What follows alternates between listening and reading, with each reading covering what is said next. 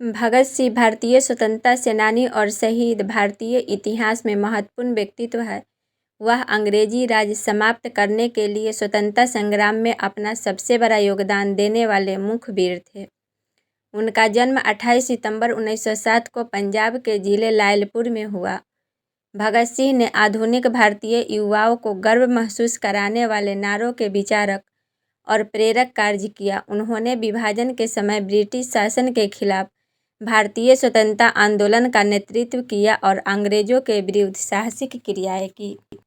भगत सिंह ने आज़ाद हिंद फौज की स्थापना की, जिसका उद्देश्य अंग्रेजों के खिलाफ लड़ना था। उन्होंने स्वतंत्रता संग्राम की आंधी में अपनी वीरता और निष्ठा का प्रदर्शन किया।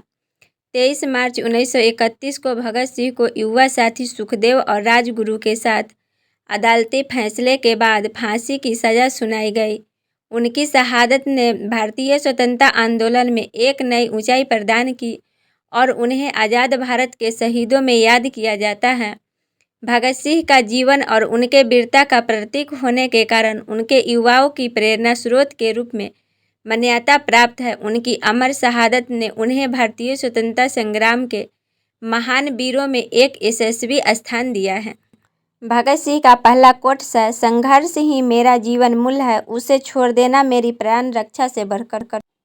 उनका दूसरा कोट्स है, तुम मेरे बारे में यह कह रहे हो कि मैं विद्रोही हूँ, परंतु मैं तुम्हें यह कह देता हूँ कि मैं दुश्मनों के खिलाफ हूँ। उनका तीसरा कोट्स है, अगर देश के लिए लड़ना अपराध है तो हम इस अपराध को दोहरा रहे हैं। उनका चौथा कोट्स है, काफिर हो या ताजपोश, सबका लहू एक ही रंग का है। उनका पंचमा कोट्स है, इतने अधिकार मैं तुम्हारे पास क्यों हूँ, तुम्हारी जिंदगी अपने लिए जीने का हक तुम्हारे पास क्यों है। उनका छठा कोट्स है, जब तक जनता सोए रहेगी तब तक उनके अधिकार के साथ खेलने वाले सपने सच नहीं होंगे। उनका सातवां कोट्स है, देशभक्ति मेरे लिए धर्म से बड़ी है, क्योंकि यह धर्म की सच्ची रूपरेखा है।